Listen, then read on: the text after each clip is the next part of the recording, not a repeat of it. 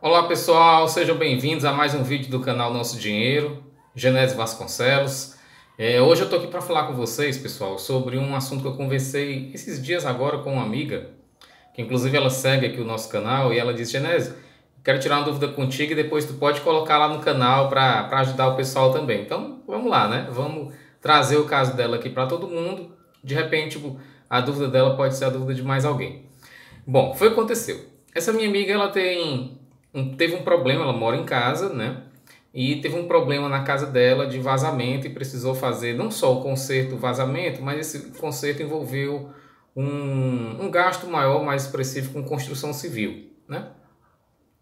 E aí foi o que aconteceu. Infelizmente ela não estava preparada, ela estava sem reserva de emergência e acabou lançando mão de um empréstimo no banco, né? E aí ela fez cotações de empréstimos, de taxa de juros e tudo mais, o que já foi um ponto muito positivo, porque assim, ela não pegou o primeiro ou o crédito mais fácil, pelo contrário, ela saiu com calma, fez comparações e achou o mais barato, e aí usou aquele crédito que, em comparação aos outros, tinha uma taxa de juros mais interessante, e aí sacou esse recurso para fazer o conserto lá do problema que ela teve, e então ela vem pagando as prestações. E aí ela perguntou assim: Genésio, o que é que eu devo priorizar? Eu quito esse empréstimo ou eu faço a reserva de emergência? Pergunta boa, né?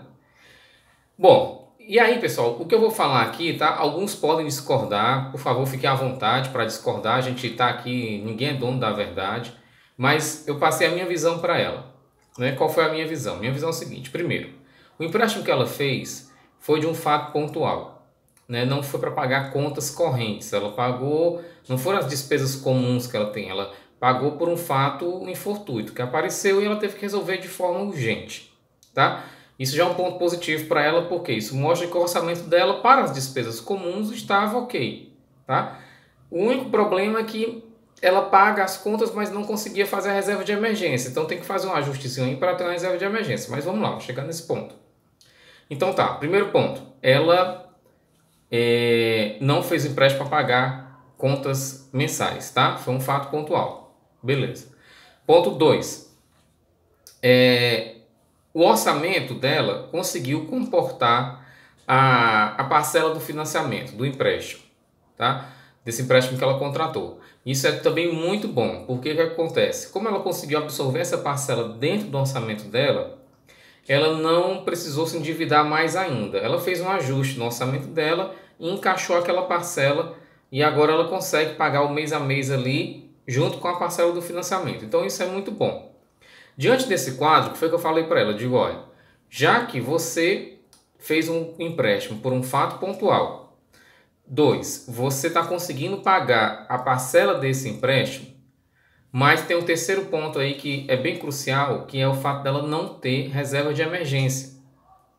Então eu disse para ela: olha, nesse caso, a minha sugestão para você é: faça primeiro uma reserva de emergência, tá? E aqui, quando eu falo da reserva de emergência, não precisa ser aquela reserva de emergência clássica que todo mundo fala, de 6 a 8 meses, de 4 a 8 meses, de 4 a 10 meses, sei lá, né?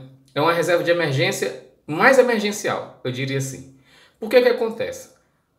Vamos explicar o meu raciocínio. Já que a parcela está cabendo dentro do orçamento mensal dela, mas ela está no limite do orçamento mensal, caso ela venha a ter um outro problema, e pessoal, não se engane, problemas acontecem das mais variadas formas sem a gente esperar, tá? É o caso dela agora, um cano estourou, ela teve um problema, e pô, cano estourado você não tem como esperar 3 meses para ajeitar, não, você tem que ajeitar, né? E faça chuva, faça sol, você tem que ajeitar na hora. Então assim, os problemas vão acontecer, tá? Então o que acontece? É muito melhor ela juntar pelo menos um mês de reserva de emergência, né?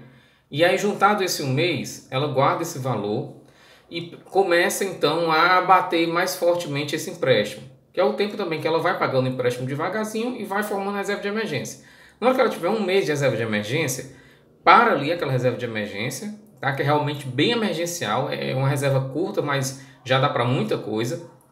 E aí começa a pagar rapidamente o empréstimo, né? Com esse valor que jogaria para a reserva de emergência, ela para de jogar para a reserva de emergência, ela paga o empréstimo com a parcela do empréstimo, mais esse valor mensal que ela estava aportando na reserva de emergência, agora vai para bater o empréstimo. Com isso, pessoal, ela tem dois ganhos. Primeiro, ela tem uma segurança de orçamento, porque ela vai ter uma reserva de emergência de pelo menos um mês, tá? Que já é um bom colchão ali para gastos mais emergenciais. E segundo, ela vai estar acelerando, né? Reduzindo o prazo e acelerando os pagamentos dela do empréstimo.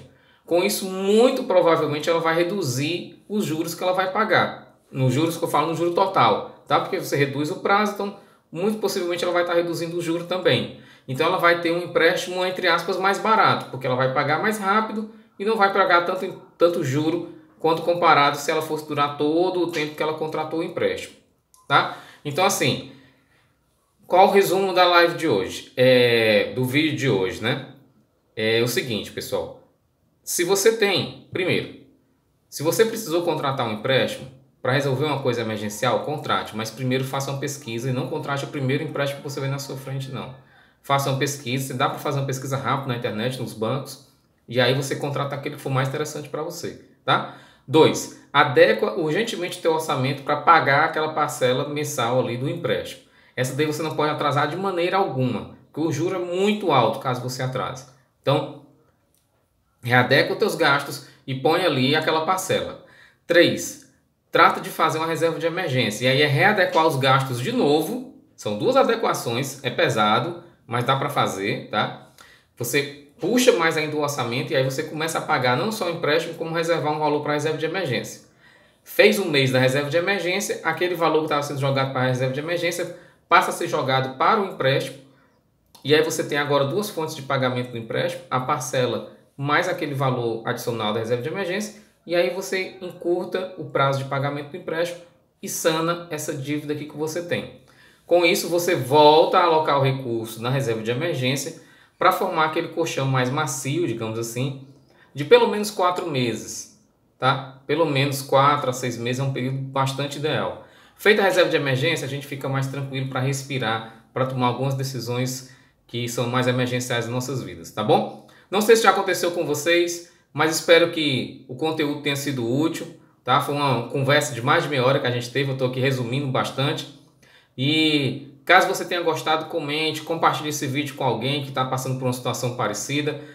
Dá a sua sugestão, se você não concorda, fala também, tá? A gente tem problema com isso não, a gente cresce junto e a gente vai continuar falando sobre dinheiro para que a gente saiba tratar melhor do nosso dinheiro, né? Esse vídeo está no YouTube, está no Facebook, está no Instagram, todos os três do nosso canal, do Nosso Dinheiro.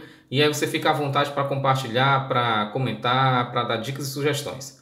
É isso, pessoal. Boa noite para vocês e até mais. Tchau!